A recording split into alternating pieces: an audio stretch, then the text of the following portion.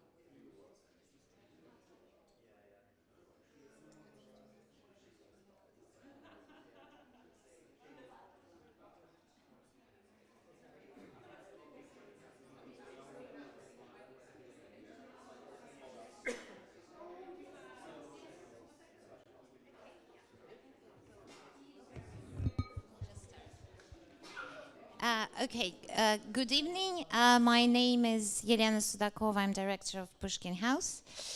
Welcome. Thank you so much for joining us tonight. And it seems like almost a full house, which is a testament to the expertise and knowledge of our wonderful speakers here tonight, Sir Laurie Bristow and Dr. Julie Newton. We're really glad to welcome you back, because every 18 months or so we do a sort of reality check with you as experts. And that famous book of Laurie's, How Did We Get Here and what's going to happen next, still seems to be writing itself. And each 18 months it acquires a new meaning. So over to you. Thank you. Thank you. Laurie? Shall I start? Yeah. Okay. Well, first of all, Elena, thanks very much for the invitation back. I guess I'm not quite sure what that says. Maybe we didn't get it too badly wrong last time. And it's really great to be joining Julie again this evening. So I don't think Julie needs any introduction, but a proper sort of deep, long-standing expert. I'm a sort of pass-in-the-night diplomat who's done a number of relevant jobs to the things we're going to talk about this evening. Just to set the scene, although I did spend 32 years in the UK Foreign Office, I am no longer in government service. So what I will say this evening is purely my own view. Of course, it's informed by the jobs that I did in the past, but it represents nobody's views but my own. The other point I think to make right at the start is that what we're trying to do this evening is not apply apportion blame. There's plenty of that going on, and there's plenty to be apportioned, to be delivered out, frankly, but to try and step back a bit and, as Elena said, try and work out actually where we are as a prior stage to where things might go next, and try to unpack, surface some really, really big and in some respects quite troubling questions now. Many of which, of course, are intrinsic to the conflict, Russia's invasion of Ukraine, but some of which I think go quite a lot wider than that now, and I'll maybe touch on some of those. So, Julie, did you want to say a few words of introduction before I get cracking? Not at all. The floor is yours. Okay, so the way we'll do this is we'll do this as a kind of structured dialogue, and if at any stage anybody wants to sort of say, look, really, I've got a point I need to raise right now, feel free. What I'll do first of all is just a very, very quick summary of my understanding of the process of the negotiations, where they've got to, a little bit about the substance, but then also a bit about what I understand the negotiations to be about and what they're not about, and then hand over to Julie, I think, for a rather more expert deep dive into that. So in terms of the process, look, this is, I think, largely a story about one Donald J. Trump. And of course you'll be familiar with his statements. The war would never have started if I had been president. I will end the war in 24 hours, and of course threatening to walk away if either or both sides don't cooperate with that. I think certainly I was considerably taken aback by the 28 February mugging of Zelensky in the Oval Office. But then, of course, that's not the whole story. We had the rather different tone of the Trump-Zelensky meeting on the 26th of April, so only 2 months later, in the Vatican at the Pope's funeral, after which, of course, Mr. Trump questioned whether Putin really wanted a peace deal. The most recent sequence of events, I apologize if I've missed anything important out. So Trump called for a ceasefire, Zelensky accepted, Putin no response. Putin then announced his own unilateral 3-day ceasefire over Victory Day. My analysis of that was that it was primarily about the fear that Zelensky or the Ukrainians might embarrass him by attacking his little moment in the sun. Putin then called for negotiations. He didn't show up in Istanbul. Zelensky did. Putin instead sent Medinsky, who essentially rehearsed Russia's demands from 2022. And on the 5th of May in Istanbul, the first face-to-face talk since 2022. But I think everybody went into that with pretty low expectations. I think it's good that they started talking. On the whole, talking is usually, not always, better than not talking.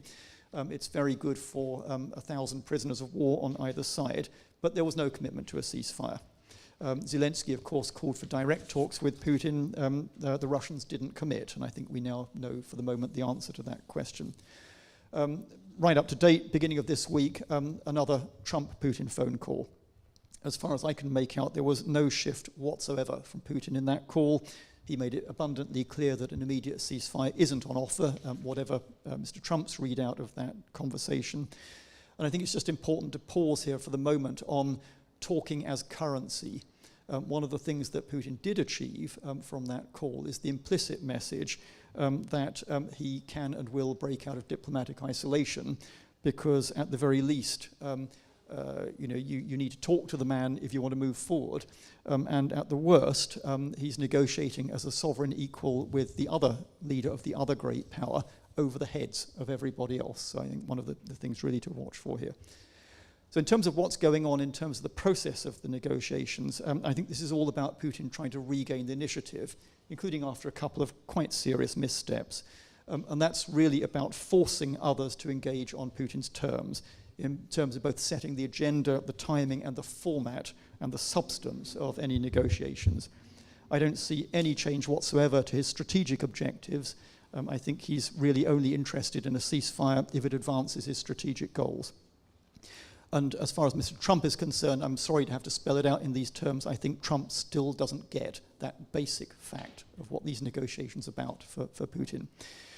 So for both Putin and Zelensky, the diplomacy is mostly directed at Trump, and I think it comes back to this question at the moment about whether Trump would walk away, and if so, why and under what circumstances. So my broad summary of that is that it's not good for Putin if Trump blames Putin and increases support for Ukraine. It is good for Putin if Trump either blames them both or blames the Ukrainians and walks away and basically disengages. It's fantastic for Putin if in the process of doing that, he drives wedges between the Americans and the Europeans. An absolutely classic technique, I'm afraid, a film that we've all seen many times. I still don't know what Mr. Trump actually wants. There are lots and lots of variants of this, but pretty clearly what's going on is testing Trump's intentions to the extent that it's even possible to do that. I think Putin thinks that time is on his side. He's counting on Trump losing patience and or forcing the Ukrainians to make big concessions. In all of this, whatever happens next, I think we have to be at least alive to the possibility that Trump does actually do a really bad deal with Putin over the heads of the Ukrainians, over the heads of the Europeans. I think it's quite possible still. So onto the substance. I think the substance of any negotiation at the moment is actually quite straightforward. So that I think there are essentially two key elements to a ceasefire. One is about this vexed question of trading land for peace. The problem there is you can give away all the land you want. It will not on its own buy you peace, because the conflict itself isn't solely or even primarily about land. What this means is that some kind of land territorially based agreement without clear arrangements in place around security guarantees of one form or another, I think is actually making the problem at least as bad, quite possibly worse, because it's locking in an instability to the thing.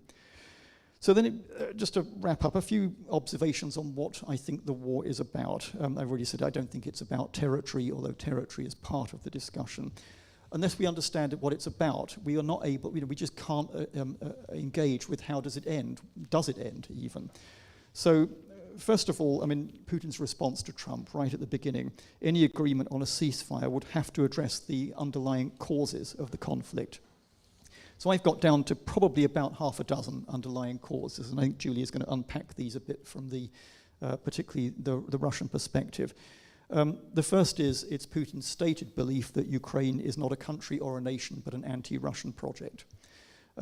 That, of course, is in turn about his idea of Russia itself and its place in the world, and that is inevitably about also us and whether we agree with that or not. Second, I think it's pretty clearly about reversing what Putin sees as the baleful consequences of how the Cold War ended.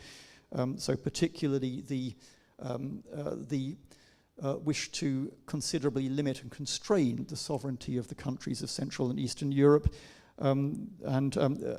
related to that, decoupling the US from Europe's security, something that the Soviets tried to achieve for many decades and never actually achieved. And also, at the heart of this, I think it's about geopolitical rivalry with the United States.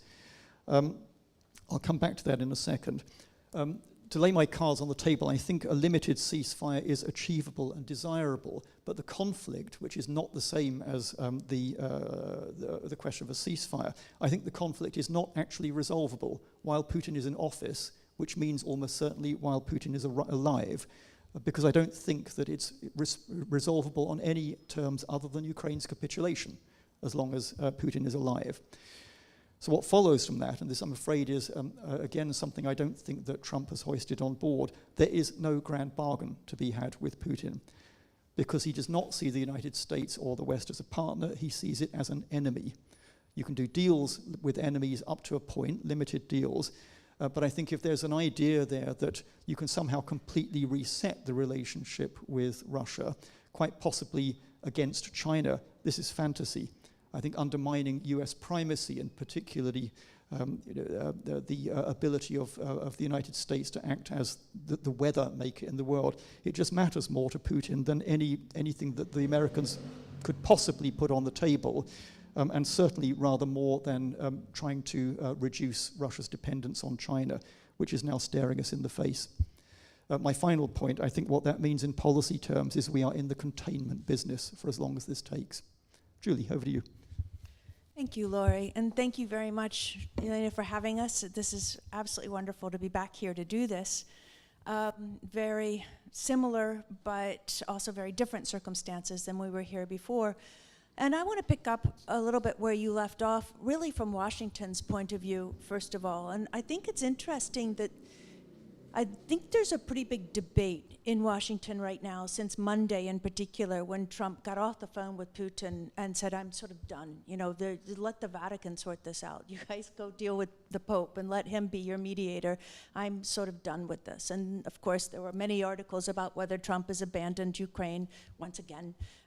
And I'm very interested in the debate among a lot of moderate foreign policy experts in various think tanks in Washington that say they're going to have to try to bring Trump back, because the only way in which this is really going to be some way resolved, or at least the process, you said this can't be resolved while Putin is in office, that may very well be true, but at least to get the process started in a more constructive manner, it will have to be with some form of American leadership.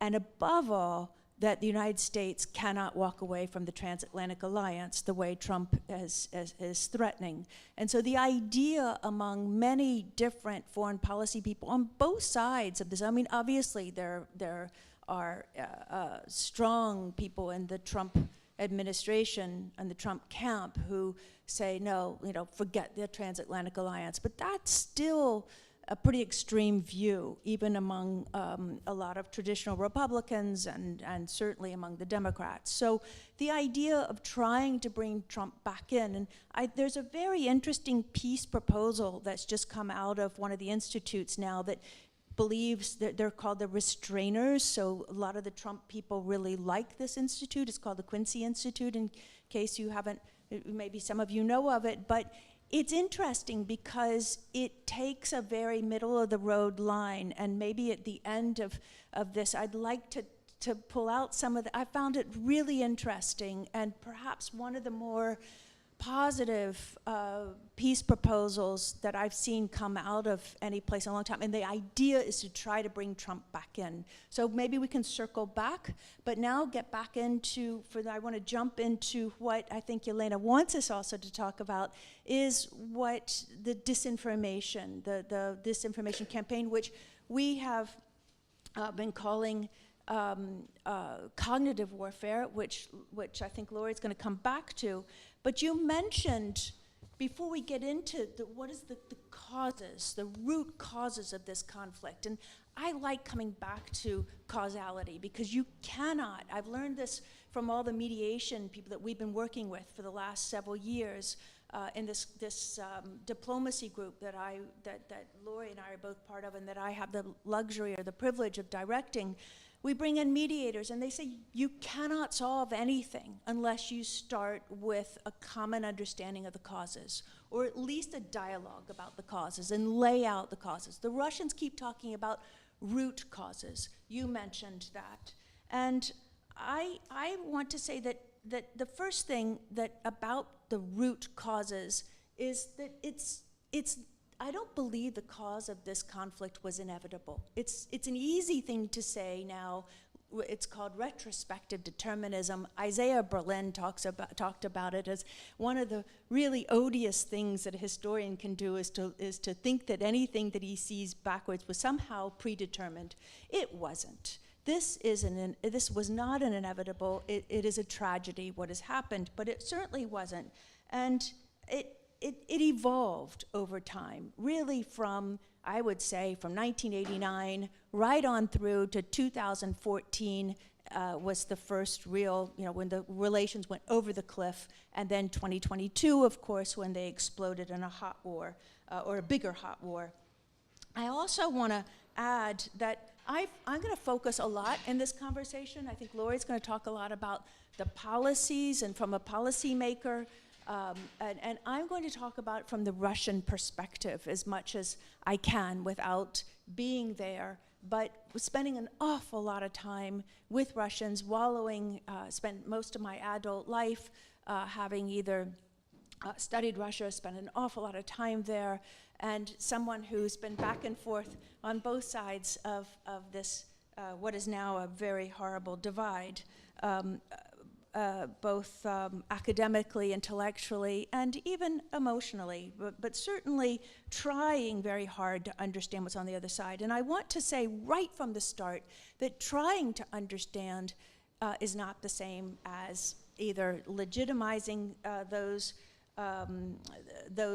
perspectives or in any way sympathizing with them. And I think that's really, it sounds pretty basic. By now we've all heard that perhaps a lot of times, but it's important to point out that understanding is not the same as sympathy, because the real bottom line is we have to have a cognitive map of what on the other side is why are they doing what are they doing? I mean, it's really easy just to make certain assumptions that are very, very certain, based on certain assumptions, but you cannot influence, deter, or negotiate with an actor whose basic worldview you cannot grasp or refuse to grasp.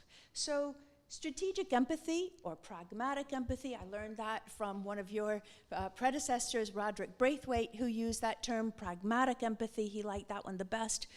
Is not a concession. It is a diplomat's tool, and it's something that, as a scholar, it's extremely important to wield as well. So it helps you to anticipate the other side's moves. It allows you to understand how they shape narratives, and it also allows you to avoid very black and white traps of essentialism, where you just say, oh, well, this is the stereotypes that we can all easily fall into as human beings, because obviously life is far more complicated than that.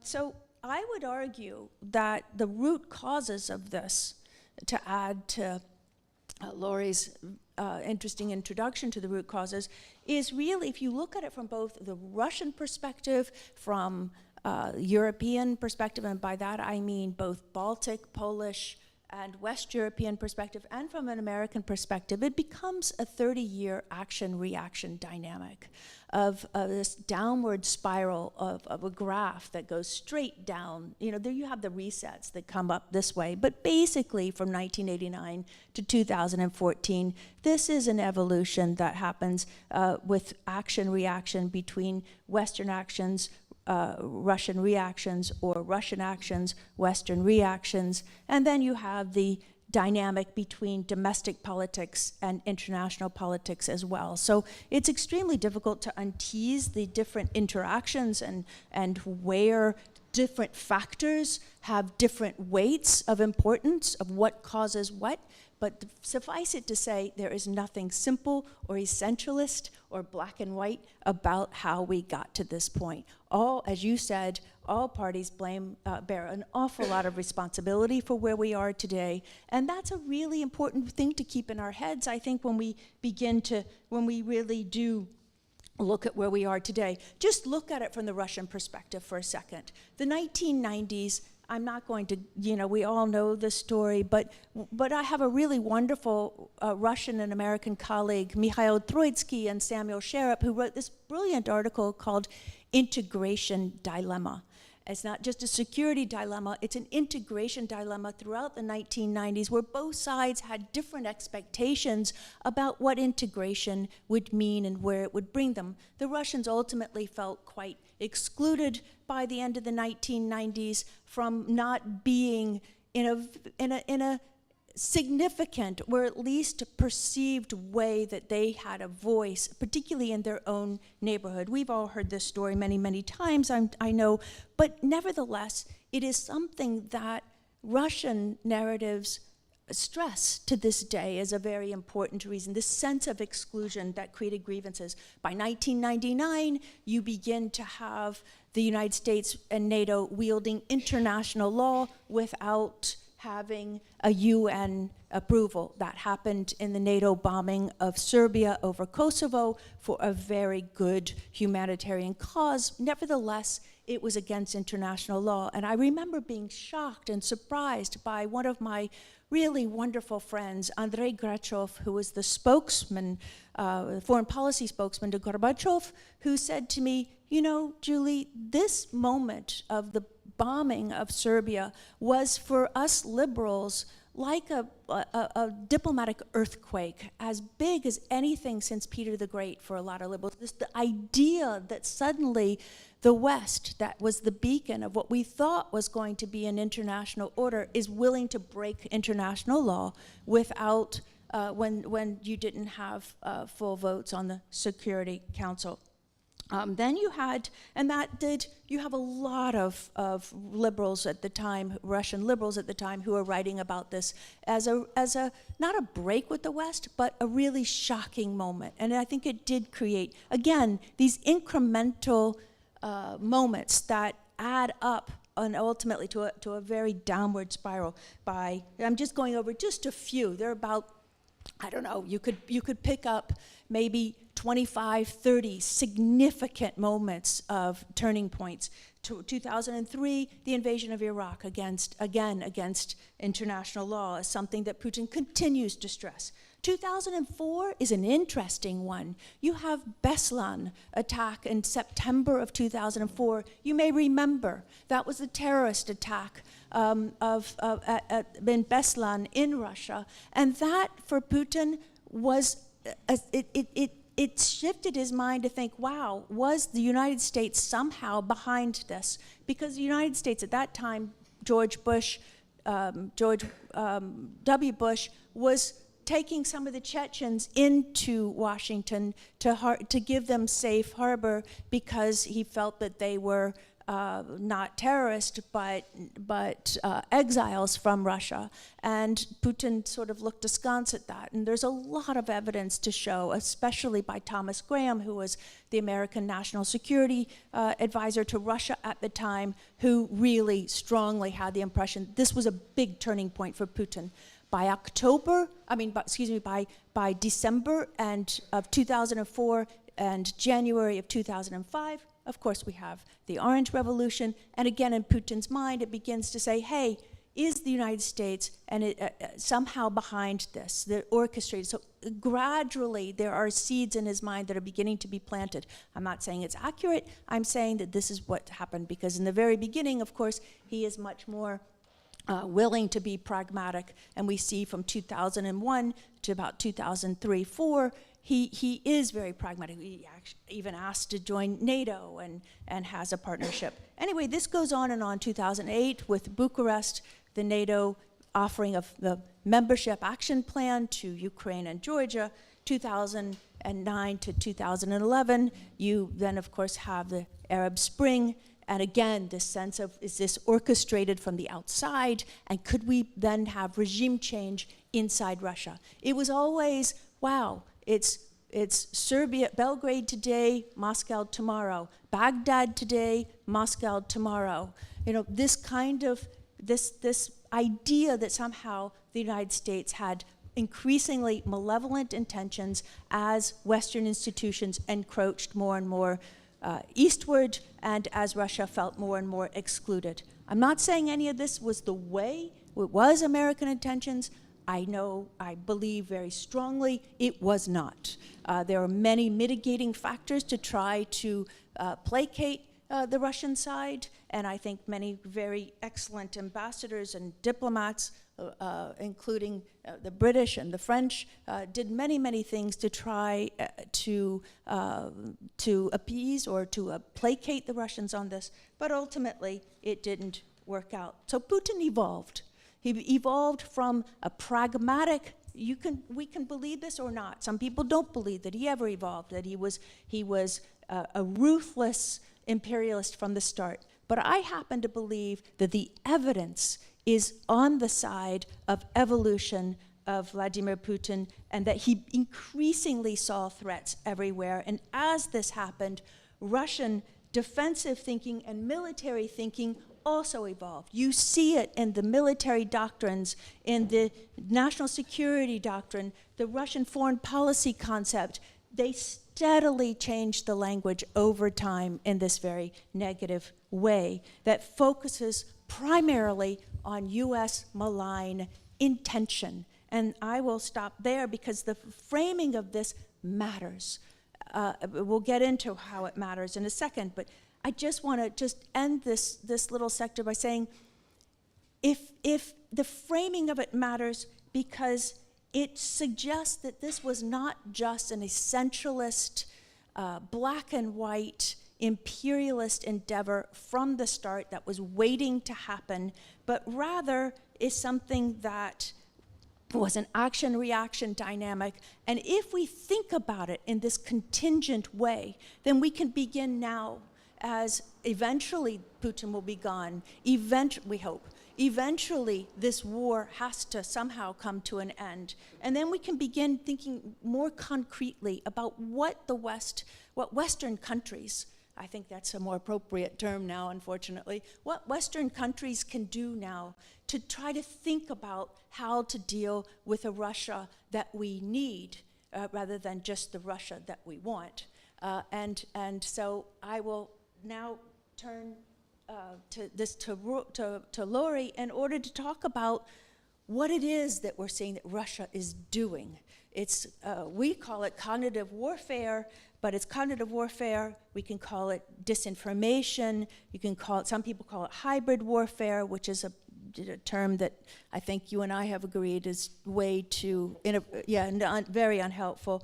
But Laurie, what is it that Russia is doing, and how do you see this playing out? Thank you.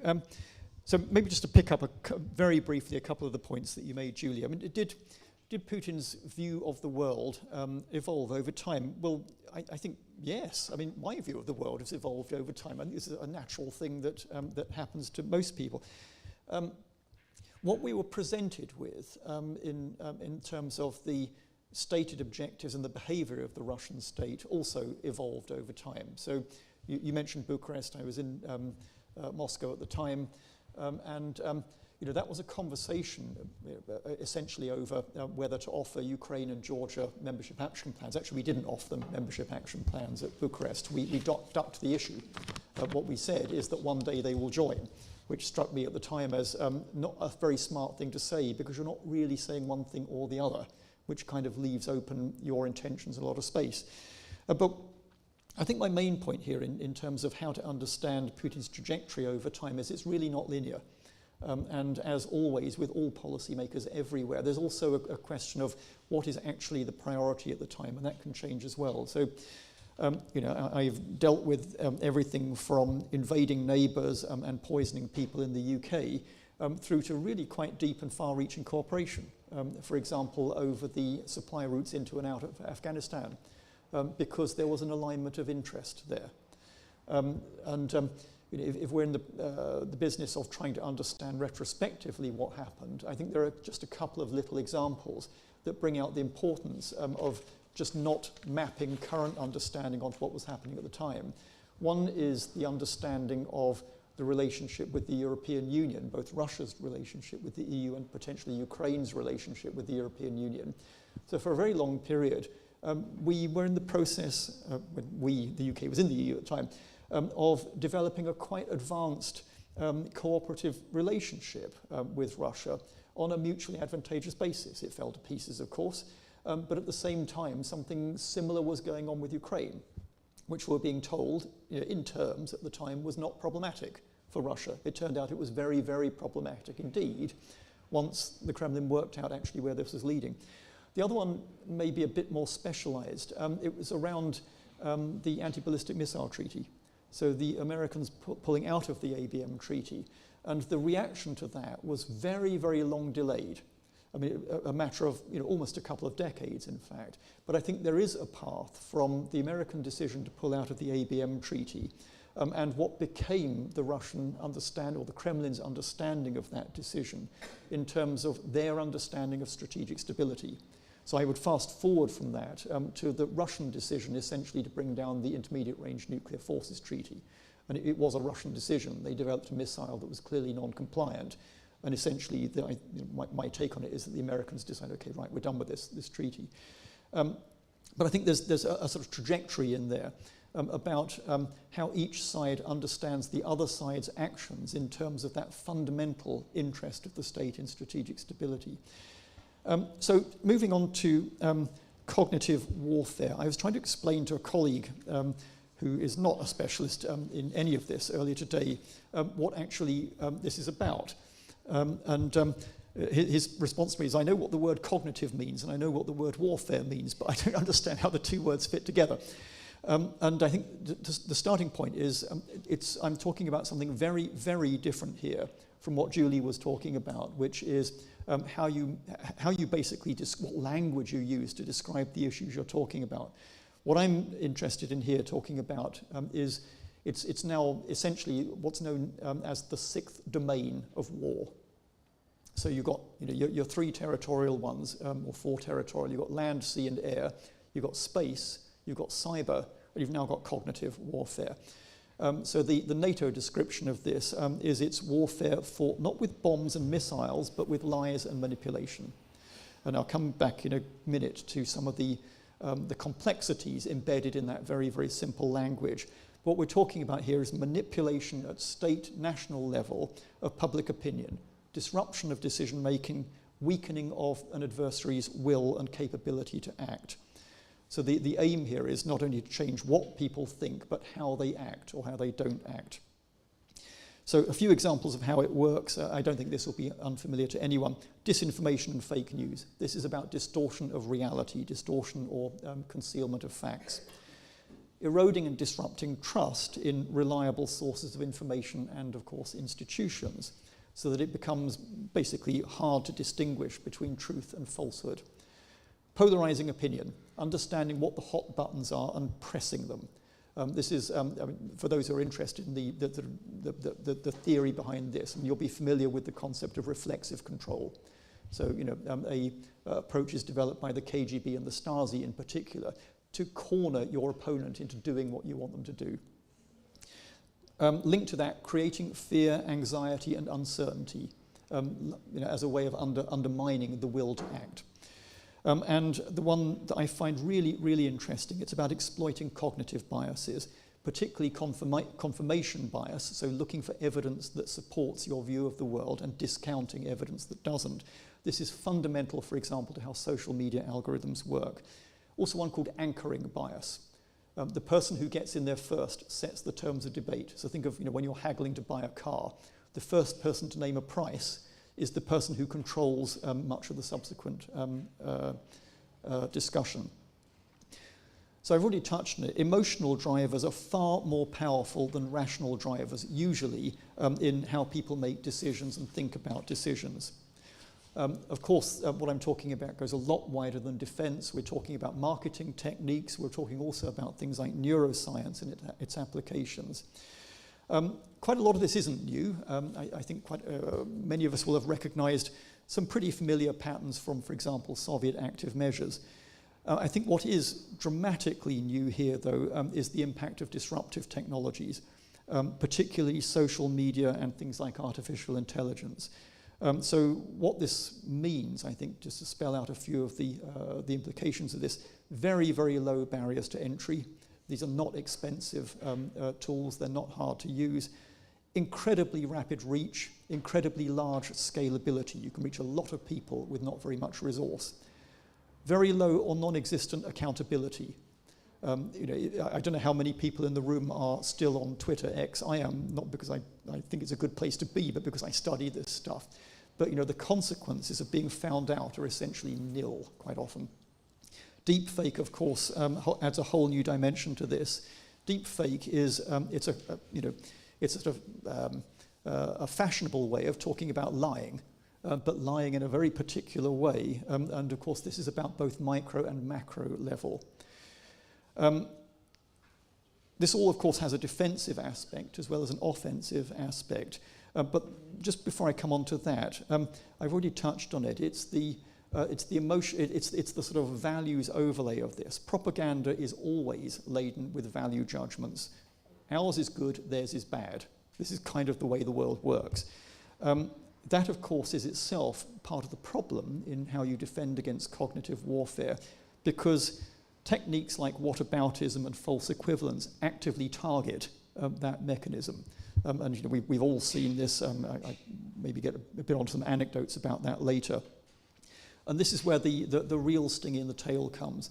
It gets very, very hard even to discuss some of this stuff rationally, because you're very quickly into questions about freedom of speech, freedom of media, which are being exploited against you, particularly if you're trying to defend those values in a democratic society, because you're very quickly into questions about whether constraining or countering cognitive warfare actually means constraining freedom of speech. So I'll say a little bit about how you deal with this, and then I guess we'll maybe bring some anecdotes to bear. One of the starting points in thinking about how you counter this, it requires you to think seriously and clearly about the difference between how this works in open democratic societies and in authoritarian and totalitarian societies. This is guaranteed to be a very, very uncomfortable discussion, I'm afraid. Practical terms, think about cognitive biases. How do they work? Why do they work? Media literacy. Why does it matter if a line of attack is, that's in the mainstream media, you can disregard that? Critical thinking skills. We both work in universities. This ought to be fundamental to what a university does. I'm not sure it always is. But my last point on this is not fundamentally about what an opponent does to you. An opponent will do to you whatever they feel is useful. This is about us. This is about how we choose to counter it or not. And that in itself is about what are the weaknesses in us, in our own societies, that are being exploited. Thank you, Laurie. This is a good place. You've done the what is cognitive warfare and how it's being implemented. I want to focus on why. Why is Russia doing this? What is it that they're trying to achieve? How do they see cognitive warfare? So really, it's important because how does it fit into Russia's broader military thinking? Or better put, how does it think into Russia's strategic culture? And I want to make 3 basic points about that try to get to why Russia is pursuing this kind of cognitive warfare in such an aggressive fashion, because it has really stepped up, I think, and to the point that I think, Yelena, you decided that let's have a seminar around this idea. First point is that the word deterrence means very different things in Russian than it does in English. And I know there are an awful lot of Russian speakers here, but let me start with the Western strategic culture and what it means in the West. In the West, deterrence, of course, means to instill fear of retaliation, to prevent an adversary from taking any kind of aggressive action. It's a threat-based form of behavior that is reactive. In other words, it waits for the other side to act, and it puts the threat out there to hang in the air as a warning. The word deterrence, of course, comes from Latin. The de, meaning from, and terrero, meaning terror, to frighten or to frighten off. So it is to frighten away. Indeed, the West tends to see deterrence in quite narrow terms, particularly around nuclear and conventional weaponry. In Russia, however, содержание is very different kind of concept.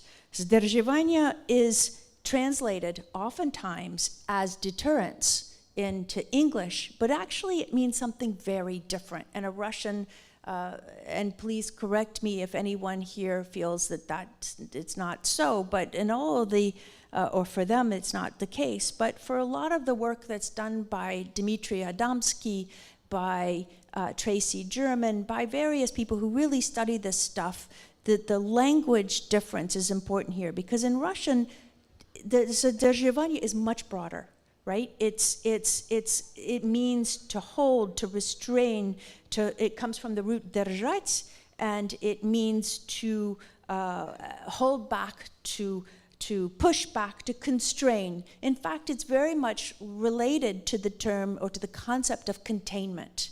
So it's much closer to containment than it is to the English version of deterrence, which is just to make people too afraid to act. And so therefore it is associated with Cold War kind of both aggressive terminology of containment and aggressive action of containment. And also the idea of this is that it is the West that is pursuing containment of Russia, not Russia that is doing all of this. So in the Russian mindset here, it is acting defensively with all means possible, from military all the way down to cognitive warfare or to disinformation, whatever anybody wants to call it, with all means possible. It's both preemptive and preventive, and it encompasses all aspects of life. So this helps. I think it's really important once you make this distinction between deterrence and сдерживание or containment, that you begin to see why Russia employs disinformation, cyber attacks, electoral interference, all of these tactics, even in peacetime, because it's in the Russian military doctrine to do so. It is seen, strategic deterrence is in the Russian mind, is seen as not as an act of war, but as a form of defense by all means possible. The second point is that, again, it's a form of statecraft. It's not, it envelops all forms of statecraft, this deterrence or containment on the Russian mind, from nuclear signaling to preemptive messaging, strategic manipulation of perception, all of this. And it is about managing escalation. It's about sowing ambiguity, shaping adversarial behavior, so that if you do have to go to active kinetic warfare, you have prepared the ground work for that. But it's interesting because there's a lot of work that shows that Russia's not, these military guys, they've internalized this so much, they're not particularly introspective about how their actions then affect the other side. There's not much understanding of, wow, how does the other side react to this? But then again, you could argue that the West is not too introspective about how its actions affect the Russians either, which gets us back to that action-reaction dynamic that I mentioned at the very beginning. But I don't think human beings just generally are terribly good at being introspective, particularly when our interests don't really push us to be so. The third point is that what this means in a Russian perspective and why they do this, okay, again,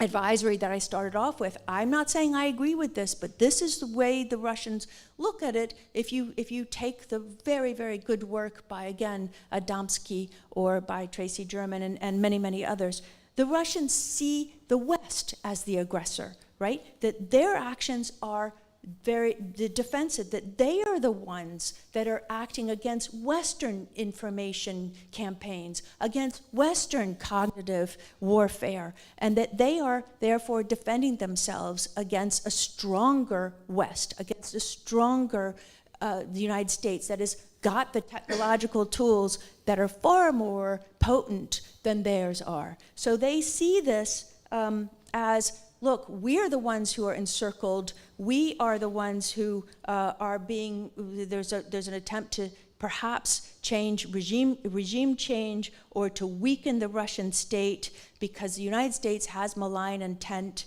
and these encirclement fears. These tools are rooted in these ideas. And, you know, información противоборства, it's rooted in this idea. It goes back, as you said, Laurie, to Soviet times, right? So it's an enduring pillar of containment and control in Russian strategic culture. And in all of this, therefore, conflict is seen as being permanent. It's seen as being it's just a contested space, whether you're in peace or in war. It's not a neutral. Conflict it's not there's not a neutral space here. There's always conflict, and all one can do is defend oneself in this. So what the West sees as offensive behavior, such as cognitive warfare on the Russian side, the Russians see it as necessarily offensive defense aimed at halting what Russia perceives as Western aggression and interference. Now, you can argue, and I'll just end with this one last point, you could argue that, hey, come on, this is instrumental. You know, how could this be genuine, right? The Russians are using this. It's sort of, well, you know, we'll just pretend that we don't really see the West as a threat, but we will use this as an instrument, both to rally around the flag internally and also to sow dissent in and division among our adversaries. But the point here is that both are true. It is genuine, and it's also instrumental. And that doesn't make perceptions any less important. Perceptions still matter. They matter a lot, and we can agree that they're instrumental, but we also have to recognize that over 30 years, there's been an internalization of this idea that somehow Russia has been excluded, and the compilation of grievances and anger, a sense of humiliation, it's there, it's real. We can't deny that. And I think at some point, some of these issues are going to have to be addressed. So I'll come back to why these perceptions matter in a little bit, but now I want to turn to our next question to hear your views on is, we were talking about how effective is this stuff? You know, how effective is Russia's cognitive warfare? How effective is the West at cognitive warfare against Russia? But how effective is Russia, is the West against Russia? And how do we measure that? It's an absolutely killer question, and I'm afraid I don't actually have a good answer, because it's so hard to measure these things. And even if you can, there's a problem of attribution. You know, how much do you wish to expose to public discussion of what you think you know? Quite often you can invoke the law of unintended consequences when you do that. So we all know the sort of debates around everything from election interference, how effective was it? My personal view is it's very, it's not great that it was done, but I'm really not convinced that it actually changed the course of elections. I think there are quite possibly usually other explanations, and in a way it's almost a get-out to say, well, we don't like the result of the election, therefore, the Russians must have had a hand in it. And that seems to be a really sort of trivial and rather childish way of looking at these things. Maybe the place to start is just to understand what is the effect that is being achieved. That's probably a more helpful guide. So a couple of examples. one from the Soviet period and one from more recently, or some related ones from more recently. So the first is about the strategic effect, the strategic purpose. The two I have in mind are the Soviets lying for many years about the existence and content of the secret protocol to the Molotov-Ribbentrop Pact, long after the Germans had published it, published the fact of it. And the second, of course, was lying about the Katyn massacre, who did it. Without going into all the details of that, I mean, the strategic effect of that seems to me to be absolutely crystal clear. This is about achieving the strategic objective of eliminating Poland as an independent country, and you use the means that help you to get to that end. In the modern world, and in some of the things that I've dealt with, so 3 examples of very similar techniques being applied to similar-ish problems. One was the disinformation barrage around the murder of Alexander Litvinenko. One was the very similar disinformation barrage around the attempted murder of Sergei Skripal. And the third was the disinformation barrage around the shoot-down of MH17. So in each case, what you've got is, we actually, with Skripal, we stopped counting, literally stopped counting. I was in Moscow at the time. Once we got into several score narratives about who did what to Sergei Skripal, all of which were intended to do essentially one thing. And that's to divert from the facts that were sitting there in front of everybody's noses. Of course, there's a public inquiry underway on this, on the death of Dawn Sturgis as a result of that now. So I won't be saying much more in public about that until the inquiry reports. But the techniques here are the same. And I've had it done to me, to my face, by very, very senior Russian officials, including some names that will be recognizable to everyone here. And the point of this is, it's a trial of strength. It's our good old friend Vranyo. How are you going to react when somebody is lying openly to your face and they know perfectly well that you know that he knows that this is not true? And so, there's something I often used to say in government and still now gets played back at me. It's about listening to what's being said to you and understanding why. And that seems to me something we should come on to a bit later about how you build expertise in this field. That's probably all I think I need to say about that. I mean, it's understanding what is the strategic or the tactical purpose being served, and judging whether there is even anything you can do about this. So one of the discussions that comes up in the question of cognitive warfare, a bit like some of the other forms of gaslighting that go on, including really personal stuff that happens to you if you're a diplomat based in Moscow, you very rapidly come up against the problem that retaliation in kind will get you nowhere except backwards. Because, first of all, they're better at this than we are. Second, the cultural framework, the legal framework, the ethical frameworks are different. If you're going to get into this game, you need to understand that you will lose. So don't get in there in the first place.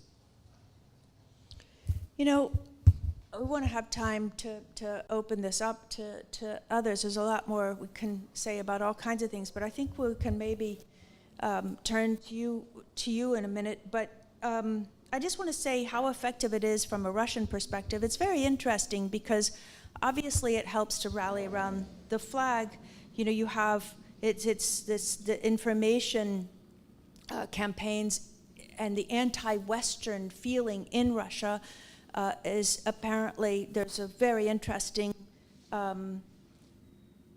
piece, I think I mentioned it, by Alexander Gabuev in Foreign Affairs, which I highly recommend, where he talks about just the degree of anti-Westernism now that is prevalent amongst Russian society and among Russian elites, many of whom have made a lot of money in the war, and therefore this kind of disinformation campaign about the West has been very successful in terms of rallying society against the West in many ways. As he puts it, tens of millions of Russians, including senior officials, now see the West as the mortal enemy of Russia.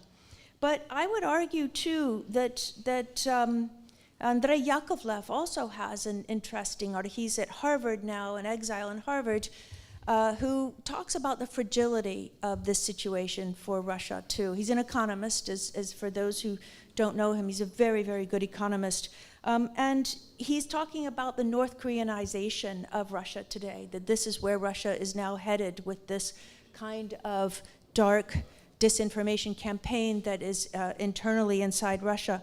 But he talks about how, there are still splits among the elites, that this is not exactly something that is, the Prigozhin mutiny showed that it's possible. He doesn't predict anything like this, of course, but that it's certainly undermining, as he puts it, traditional elite networks. And it's much more fluid, the situation, than before. There's systemic instability and very much more fragile governance. Now, again, I'm not suggesting that there's any kind of upheaval that's going to happen. I think his main point is that the regime is basically stable. Nevertheless, with the economic problems and things, there's some movement there, and that's where other exiles are saying it's up to the West to really think about how to exploit some of those weaknesses, to try to reach out to more moderate voices inside Russia, to perhaps show them that there is a Western orientation or European orientation, once again, that could be available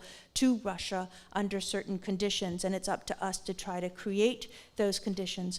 At the external level, too, how effective has this, so I'm suggesting it's backfiring a little bit inside Russia, could do. At the external level, too, yeah, it's true, there are many elites, or many Russian officials, Kremlin officials, who are doing cartwheels right now in the Kremlin because of the division between the United States and Europe. Fine, we all know that the division of the Transatlantic Alliance, mostly thanks to Trump, by the way, as opposed to Putin, but nevertheless, that's something that that Moscow has sought since Soviet times. I wrote my doctoral dissertation on this issue, very much so. However, there's a fragility there too. It's be careful what you wish for, and there are a lot of moderate, pragmatic analysts inside Russia in think tanks like IMAMO, in the Russian International Affairs Council, that's RIAC, which is attached to the Ministry of Foreign Affairs, who are saying, wait a minute, watch out. Do we really want an over-militarized Europe where the French and the Germans are now talking, the French and the British are talking about extending the nuclear umbrella to Germany? Do we really want a nuclear Poland that hates us? Do we really want Europeans that are pitted against each other, all of which are building up their military budgets, and there's lack of control? Be careful what we wish for. And so there are a lot of these very interesting pragmatists, of which there are still many in Russia, they're in Moscow. They're quiet, but they're still writing, and if you read between the lines, you can see that they are saying, hey, we need to stop some of this. We need some more dialogue with the West. Once we get this war, we're going to have to make certain concessions. It's going to have to be around acknowledging the sovereignty of Ukraine. But again, these are some moderate establishment people. They're not people who are completely on the fringe, who believe that this war is a moral and strategic disaster for Russia. And it's a question of, once again, for us to find ways, us in the West, to find ways to strengthen those voices. So, how effective is it? Well, yes, but there's a big but. It's very much more fragile and much more fluid, both at the internal and external levels than we think. And maybe we could talk about что делать, what should be done, but maybe we should turn this over to you all now. What do you think? Yeah, maybe start by doing no harm. Just very briefly before we do pass it over, I think one of the sort of facts we have to hoist on board is whatever's going on in the think tank world or in the universities or in the sort of educated discussion, that can be quite divorced from the sort of the political weather above, and this is not unique to Russia. I don't know how many people have been to the United States recently. I have. It's quite startling. We both work in universities. There are subjects that are really, really hard to discuss in British universities right now. Russia is not one of them, surprisingly. But I hardly need to spell out the ones which are difficult. So I'd just be a little cautious about the assumption that you can actually influence the weather, at least in the short term. The other, it really is do no harm. I think, you know, it's of course right and very difficult that in this kind of conversation we think about the Russia that maybe we want and what are the means to get there. But you have to start, I think, with a degree of humility that the choices made will not be made by us, they will be made by Russians. Well, I think that you can do a little bit more than that. I mean, we could be much more careful about our language, for example, understanding how the concept of deterrence is understood in Russia. When we say things like the way Kallas, who is, of course, now the deputy of the EU Commission and the High Representative for the External Action Service for the EU, when she says things like, hey, it's okay if NATO membership for Ukraine leads to the breakup of Russia. Well, when she said that, the Russian propaganda machine went in overdrive, saying, you see, they want to break up the Russia. They want to do this. So instead of using that kind of language, we're better off if we try to persuade Moscow as best we can, particularly at the highest levels. Look, as Robert Legvold of Columbia University said, the most important thing we can do is to try to persuade them that we're not trying to break up Russia or do Russia down. We're trying to get them to stop doing what they're doing, to stop attacking Ukraine, to stop having the cognitive warfare against them. And if we can change their attitude towards the West, of thinking that actually their actions are entirely defensive, and make them realize that they're not having to defend against Western actions which are deliberately trying to break up Russia, then you can begin to change this. In other words, as some people say, stop using the traditional word of sdерживание, because that does mean containment for them. Use the word of defense. And when Europeans have to increase their defense spending, which we do, then use the word defense rather than containment and those kinds of trigger languages. Those kinds of things in dialogue, and especially if we can go back to the engagement that we need to do as we try to unwind this war through negotiation about the war itself, but also broaden it out to have negotiations about European security architecture. At that point, we can begin to have more dialogues of communication and risk management and things like that, which will then begin to alleviate these Russian, I think, genuine threat perceptions that we are trying to do them down.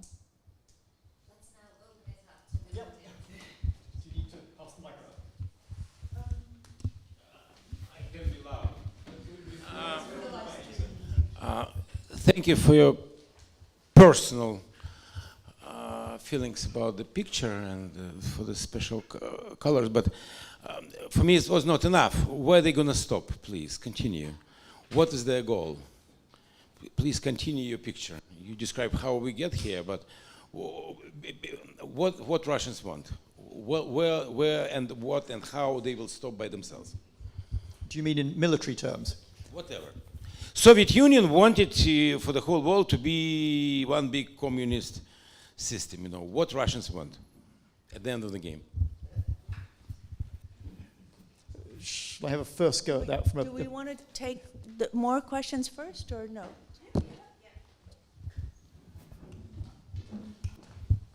Yeah, I have a more or less similar question. We've been talking a lot about what Russia wants, but we're here in London, and each of the participants of this conflict does obviously have their own interests. And when the conflict is over, in whatever way, the leaders of respective countries will come back to their citizens and tell, I won because, and there should be some certain list of goals that were achieved at the end. So, what are the goals of the British government? What the British Prime Minister tell to British citizens after the end of the conflict? We won because what are what's the list? Top 3.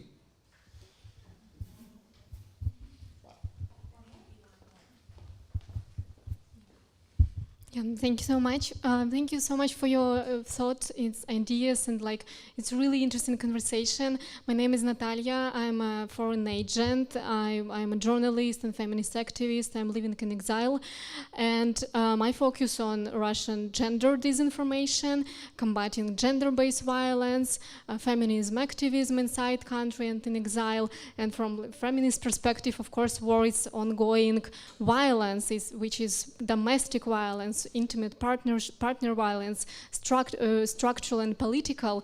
And if we talk about, discussion about 90s, nobody pushed Russia to implement a law about domestic violence. And we still, during these 30 years, we still don't have this law. And all of this idea about traditional family values, anti-gender propaganda, it's also kind of war and disinformation campaign which they use. And I'm focusing now on, I really hope and believe in some future generation. Russia, we are working on a national action plan from civil society on women, peace and security agenda for Russia. And I hope it will happen someday, but I'm really interested about your thought, as for negotiation, we even don't speak about transitional justice. It's just something which we observe, and we don't have any access in policy level. I'm talking about Ukrainian civil society, Russian civil society, Belarus, for example, they're also involved. And what is your thought about how so can we influence in some policy level, in some part of this negotiation now, or not only react, or maybe offer some strategies?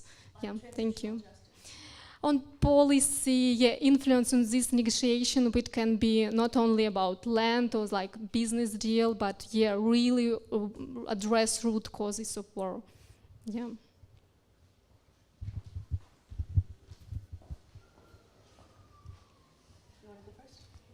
Thanks. I'll give you some. You said you started. Okay, well, I'll maybe put a few things out there and see where it goes. So first of all, as I understand the question, where does Russia stop? Is this? I think what I understand by this is, if Russia prevails in Ukraine, do they then go for Poland or the Baltic republics or what? Is that essentially what you're getting at? Well, let me take that as a sort of starting point. So. Well, to state the obvious, Russia still hasn't actually subjugated even Ukraine. It's not even control of the oblasts that it claims under the constitution. How you get from there to prevailing over Poland, the Baltic republics, maybe further, I think the only way that becomes even a discussable scenario is if the transatlantic security relationship breaks down. This, for me, is the heart of the issue. The whole point about Article 5 is that it's absolutely fantastic as long as everybody believes in it.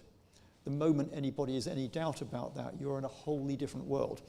This, I think, is one of the most important questions of all, actually, about the rather different approaches to the conflict in Ukraine. And if you look at it in terms of the relationship between the US and its European allies, I think it really comes down to me to the question, does the US administration believe that it has fundamental interests in play in Europe in this conflict? If the answer is no, we're in a very different world. So to put it another way, is our hierarchy of interests different, or are we actually now looking at a fundamental divergence of interests and possibly values? The first seems to me to be intuitively obvious. Of course, people have different priorities. The second is a rather different question. What does the UK want? You have to ask the government. I don't work for them anymore. But I think it is possible to break this down into a couple of things. First of all, what is at stake for the UK? I think it's essentially what I just laid out. This is about the UK's security, as well as about the rules of the road and what happens in Ukraine. What's the vision? Not this. But there's a very, very long path, I think, between those. And I think that maybe at this stage, the most useful thing I can sketch out is what would get you from here to something like there. There isn't, I think, going to be a meeting of minds. Certainly not while Mr. Putin is in the Kremlin. It's just not going to happen. And I would say quite possibly not with whoever succeeds Mr. Putin in the Kremlin. I think the heart of the discussion here is if we are worried about the level of risk that everybody is carrying here, I mean, really existential risk, how do you lower that level of risk? So things like, how do you get back into, I hesitate to use the words confidence building measures because there is no confidence, but at least risk management measures. In due course, I mean, some practicalities, it's really not hard to see how you might get back into discussion of managing the nuclear risk, both in terms of stockpiles but also safeguards around them. These are technical issues. They're, the issues are, well, they're not technical in one sense, but the questions and the potential answers are very well known. Once you get into questions of transitional justice, this is an enormously long way down the line. This is almost the last question I think that will be addressed, and this will be long after Mr. Putin has left the scene. I mean, and I think that leads you into some very difficult and troubling discussions about what you're prepared to do and what you're prepared to push off into the future to get to that less dangerous stage. I think the first stage in any of this is try to find a way to get the fighting to stop, because that then opens up other possibilities, and then you get into your risk management measures, and then you address the other questions as they come. But that requires some very, very difficult political decisions on all sides. That's what you want to do. The gender question. This is a very, very difficult one, I think. My question is almost one back to you and back to other observers of Russia, which is, how far do we think that the values, if that's the right word, being promulgated here are deeply embedded in Russian society, and how far are they being instrumentalized? There's all the difference in the world between the two things. At the moment, they're being instrumentalized very, very effectively. How far embedded they are, I just don't know. I think that's for people more expert in Russia than me to answer that one. But maybe to look forward to something we're going to come on to, it's about expertise, and it's about the generating the capacity to do this kind of research and to use it, to feed into policy making. Julie. So, yeah, I like your question, where will they stop? Because it's actually the title of an interesting article too. Which country will be next? And I'm not sure. I think that's not the question that I think sums up. It's not the right question for me, even though I hear what you're saying and I understand I think I understand what you're getting at. But it suggests to me that the intentions that Putin's Kremlin has are imperial by recreate the Soviet Union, right? And I'm not convinced, I've never been convinced that that was the primary goal. I've always been, therefore, that's why I'm saying I'm not sure that's the question that I think is the right question about this. For me, it's about, this war is really about security on both sides, right? It's about security for Ukraine, it's an existential security question for Ukraine, and it's a security question for Russia. It's a dual security problem, and that Russia, for Russia, it's funny, it's about these 30 years of these fears of, or historical fears of encirclement and isolation that really had, that sense of isolation that ironically, the sense of being excluded from Western institutions in any meaningful way in its perception, that would have to be addressed in any kind of a negotiation on Ukraine, on the war. And for Ukraine, it's about your Ukrainian security that must be protected from future aggression. So for me, that's really the issue, rather than saying where is Putin stopping, because it's really about an imperial set of goals on his part.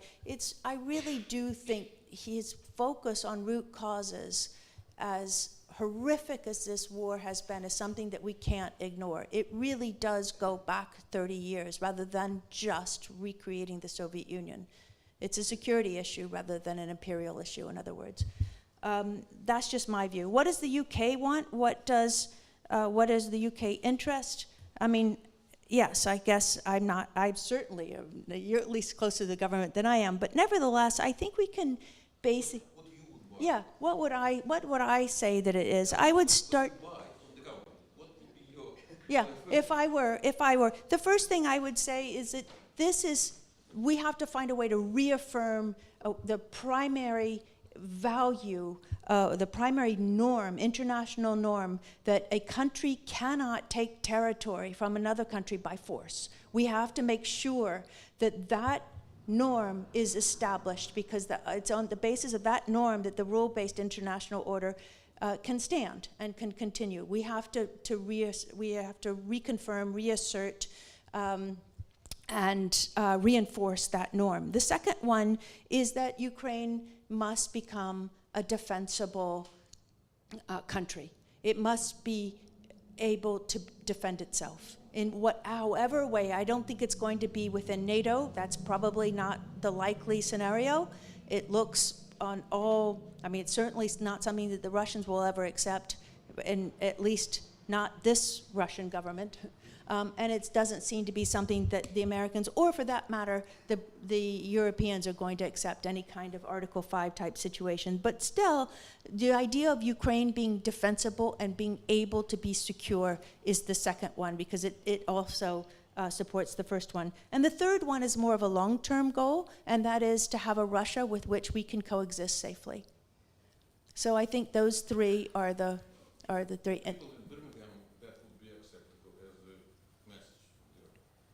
In Birmingham? Mm-hmm. Yes. Liverpool. Yeah, Liverpool. Yeah. Or maybe in Pushkin House? Well, probably yes, but we are talking about the general public. Yeah, right. And Natalia, that's very interesting, the work that you're doing. I agree with Laurie that the transitional justice is probably the last and most painful. I mean, if you look at what happened to the former Yugoslavia and all those, the transitional justice, it's a whole issue in and of itself. We're still in the midst of fighting. It's going to be a very painful thing, that's for sure. I'm not an expert at transitional justice, but I would say that we have to really focus at this point on ending this war sooner rather than later, because the longer that it goes on, the more horrendous this situation is going to be.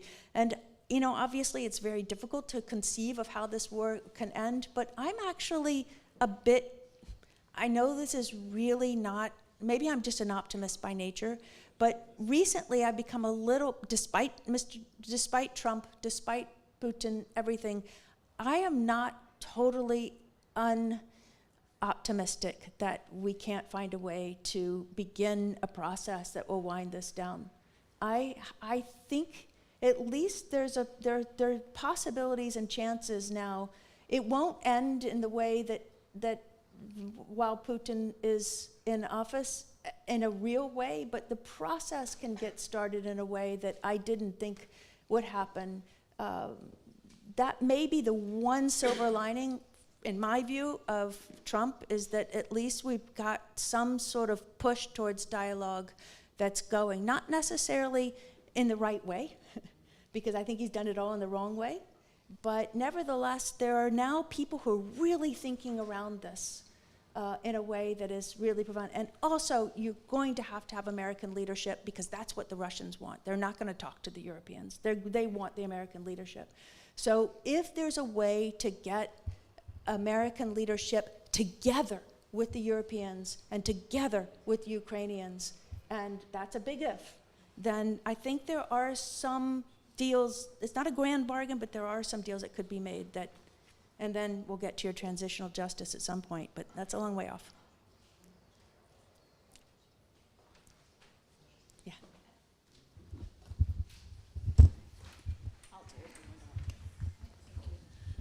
Thank you. You talked quite a lot, very interesting, about polarizing opinion, cognitive warfare. But there's nothing new in this. It didn't come about through the internet age. You know, Goebbels was a past master at it. And, you know, essentially his theme, which seems to me is still going on, is don't bother with little lies, you know? If you're going to lie, tell whoppers and keep on repeating them, yeah? And if you repeat them often enough, yeah, a fair amount of it will start to stick. You know, is there no way that, you know, after nearly 100 years at least of this, yeah, that we can find some way, governments can find some way, academics can find some way to get it about to people that you are being lied and how to be wary of it?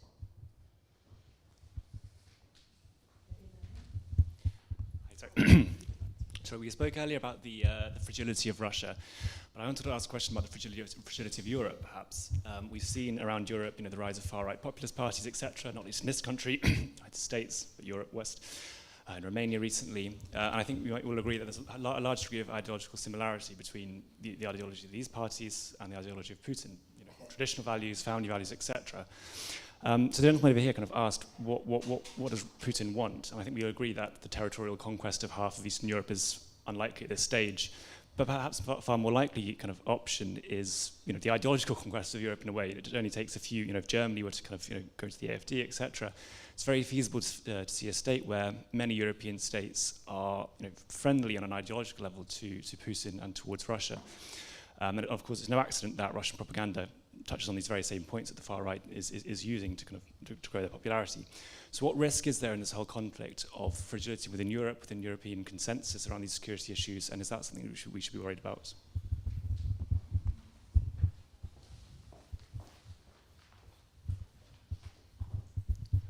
Hi, thank you so much for the talk. So I study cognitive political psychology and specifically misinformation and polarization stuff. So I'm really curious, especially what you were saying before about the barrage of misinformation around, like, for example, certain assassinations, and specifically whether the UK government, to your knowledge, does any kind of simulation or red teaming or anything around those kind of situations. And if so, what are the solutions, or what would they do if they could do differently? And also sort of further to that, given that we're increasing our defense spending, like how much of that could feasibly be going towards things to fight cognitive warfare? Thank you. What was the final question, the last part? Yeah, sorry. Just that if we are increasing our defense spending, what could feasibly be going towards cognitive warfare? What might be the things that are being, yeah, warfare, yeah.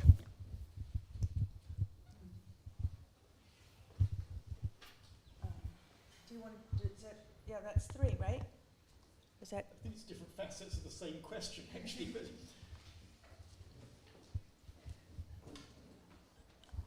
I'll let you answer your question about how to, after 100 years, I have the same question you do.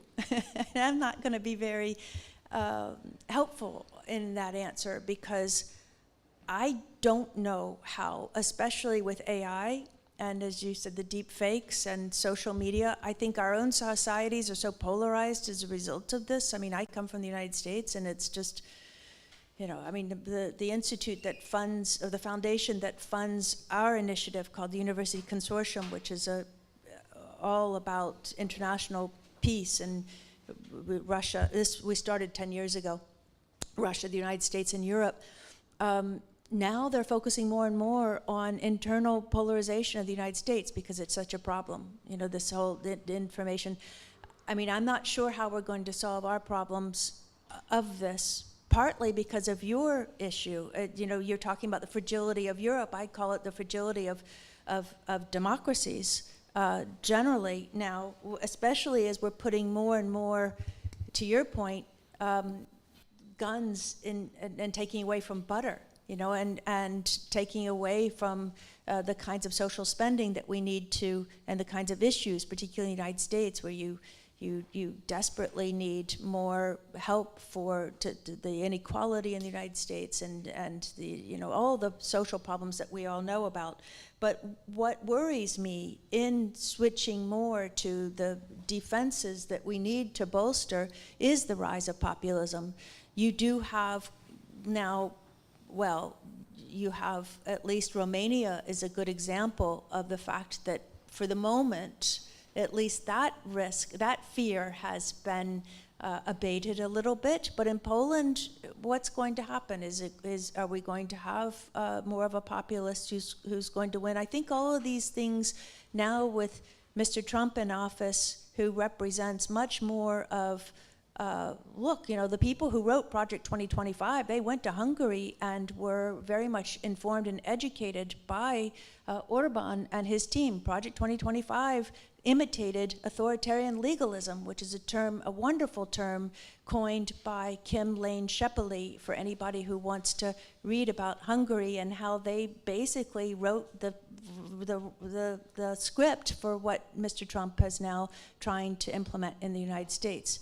Authoritarian legalism. And that is the danger. The more that we put money from butter into guns. And that does worry me. I mean, both of your points are excellent. I don't have an answer for that either. So I hate to say all three. I think you've all raised extremely, these are the main issues that we're dealing with, and I think Putin taps into them because of their weaknesses in our society and is able to to exacerbate them. But I don't know how to solve it other than trying really hard through education and teamwork to fight, to push back and try to solve our own problems from the inside. And it starts with good elections, of working hard and being active. We all have to understand what the issues are and trying to be as active as we can. But it sometimes feels like a drop in the bucket, doesn't it? Yeah, I think all of that. You've all asked the same question, or different aspects of the same question. So first of all, what's new and what isn't? Of course, there's hardly anything new in terms of the techniques, or at least the underlying logic. I think there are two things, though, that are very, very new. One is it's the technology-enabled dimension of this. The way that things like the social media and AI can turbocharge what's being done. This is a qualitatively as well as a quantitatively different thing. So you're talking about both velocity and reach and pervasiveness. Linked to that, I think the other thing that I would say has changed fundamentally is destruction of confidence in institutions and trusted sources. This is absolutely fundamental. So I'm afraid when I see it's wrong because it's in the mainstream media, this is a great big warning flag. Of course, people, I think, should question figures and institutions of authority, but just understand what you're doing when you're doing it. How it works, why it works. Julie said, I think we've all said it in different ways. This is a conversation about us. This stuff works because it is latching on to existing weaknesses, anxieties, discontents, anger, all those things, those very, very powerful emotional drivers on which, not coincidentally, populism feeds. That is the whole point of populism. It's very, very simple answers to very complex, difficult questions, some of which actually have no good answers. How do you deal with it? So the question about simulation and red teaming, absolutely. If you want to read more, go to a good starting place is the NATO Allied Command Transformation website. Plenty of work done in recent years on the sixth domain.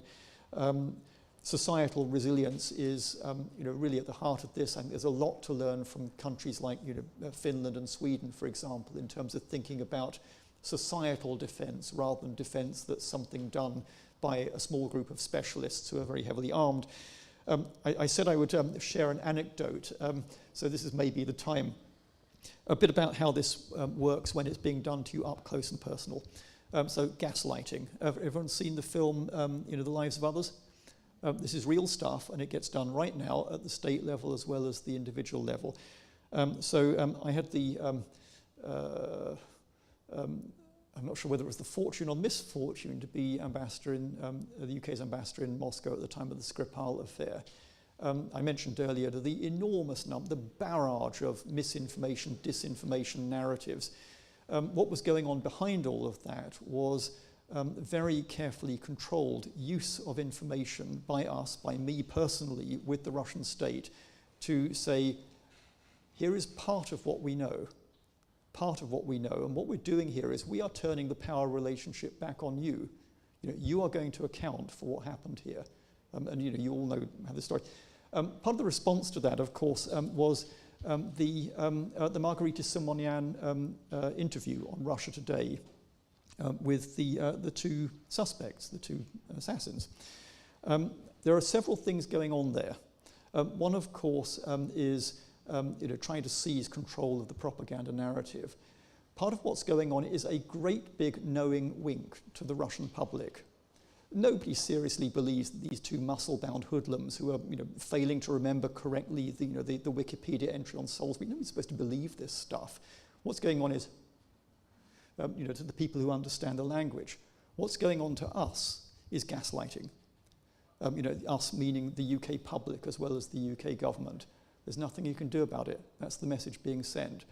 The sting in the tail of this was my Christmas gift from Margarita Simonyan that year. You know what it is. It was a GRU mug and a large chocolate model of Salisbury Cathedral.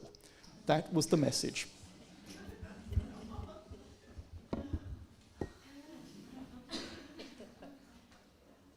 On that note, do you want to, it's up, we're fine, but it's up to you.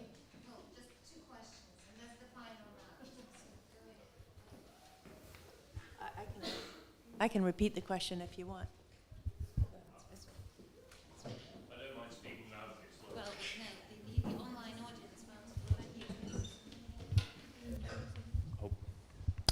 Hi, so just a common theme seems to be, while Putin's in charge, there's no grand bargain. In which case, after Putin goes, who's next? I'd like you both to put on your sort of bookmaker hats and start giving me odds. But just that does seem to be, apart from Evgeny Prigozhin's brief mutiny, I can't think of any figure who's arisen to challenge Vladimir Putin.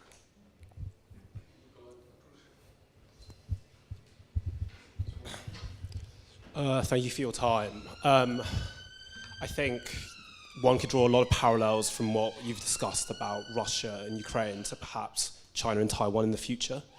And I think I just want to know, what can you guys draw from this situation that can perhaps be used to navigate any future crises on the international stage? Taiwan in particular? Yes.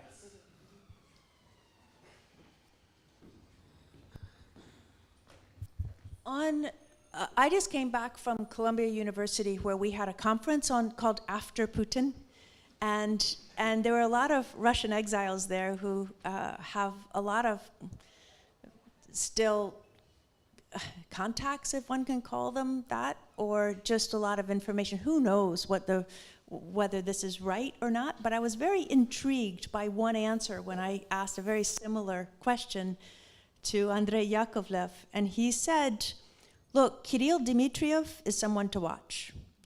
And then Putin's daughter, Tikhonova, is another one who is very involved. Not necessarily that she has any possibility of power, but that she would somehow have influence in the future. And one of Putin's bodyguards, and it's not Zolotov, I'm not sure which one, I asked him who it was, and I can't remember the name, to tell you the truth. But Kirill Dmitriev is the main one that he focuses on. And he said, look, there's a lot of talk about him. There's a reason that he is being put forward so much. He's a technocrat, he's safe, he's a good transition. Who knows? But it's very interesting. And the bottom line of that conference was that... Huh? He's not qualified. Well, since you can change, apparently one can change the Constitution fairly easily. In any case, the point is that there aren't any Democrats left, any real opposition is there not left. It's hard to imagine someone from the outside of Russia coming back, whether it would be someone like Khodorkovsky, obviously that's probably not in the cards. But some elite that is appropriate that's acceptable to the big group of the elites, balancer, is somebody perhaps like You've got also Kiriyenko is a name that comes up quite a bit, and Silyaev. Anyway, the point is it's a technocrat who's probably someone who can balance the various different groups. And that's the answer to that. The other one on the other question on Taiwan, that's a huge question. Again, I think it's really all more reason that's extremely important to reaffirm that principle of territorial, of the rules of the road, that you don't take territory by force. And I also think it's all the more reason why allowing Putin just to have total victory in this situation, which, as you said, Laurie, it's, you know, that's kind of what Putin is hoping, that time is on his side, I think is a very bad omen for Taiwan. Another thing that's happening, I think what I'm told is that the tariffs on China and the trade war between the United States and China is really releasing China to say, right, you know, there's not much incentive for us to play ball anymore, and taking Taiwan becomes a lot easier. So the combination, if Putin wins this war, if we don't stand up for this principle that I'm speaking about, and if with this tariff war, the idea is that China will be much more empowered to be able to feel that it can do what it wants, particularly given the strength of the Chinese-Russian relationship, and also the fact that I think increasingly what's happening with the dollar and the American economy, in any case, there's a sense that China could be more and more empowered. I don't know that will mean that China will take Taiwan, obviously, but it looks to me that there are fewer incentives to hold China back. Elena is going to close us down in a minute, so I'll just add a couple of very brief things to that. So to take them in the other order from how Julie did. China-Taiwan, maybe the thing to focus on here is everyone, as always, I mean, war is the most incredible information discovery exercise. You learn an awful lot about things like escalation, what works, what doesn't, how alliances work or don't, how the different elements of statecraft fit together, economic, military, other forms of coercion, and forms of cooperation. So maybe just a framing in which to think about that. Who is learning what from this war? On Putin's successor, I, about 15 years ago, got out of the business of trying to predict who Putin's successor will be. I don't know. I don't know anyone who does. But some things to think about. So first of all, I don't think he will leave office alive. I think he will leave office when he dies. That's my prediction. There are no mechanisms or rules for a transition. Everybody knows this, including everybody around the system in the Kremlin. They've known it for years, and I think it deeply worries them, and you can see that. What I quite often recommend to people who are not specialists in this field is watch the film The Death of Stalin. That film was banned in under a week when it came out in, I think, 2018. There was a reason for that, and it was very little to do with the memory of Stalin or the Communist Party. It, by the way, took down the film Paddington 2 on the way out as well. So just one of those sort of beware of the law of unintended consequences. But maybe the most important note to end on, since we're in Pushkin House, is when we're having these discussions, let us please not undercut those very, very brave and principled Russians who do actually want something different. Yeah, absolutely. Amen.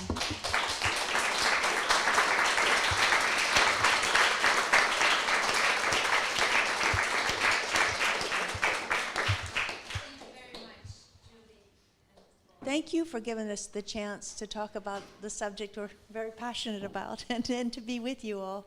This has been terrific. And I also want to say thank you to all these brave, incredible Russian exiles and Russians who have also people and Ukrainians and all the, I mean, this has been such a difficult time to watch all this as an outsider, but I can only imagine how it must feel, whether you're Ukrainian away from home, whether you're Ukrainian at home, whether you're fighting, whether you're even the Russians who are gone, the Russians who are living in exile at home. I mean, everyone is suffering in a horrendous way, and I think it is nice to say, just to think a little bit about the people who are suffering from this war.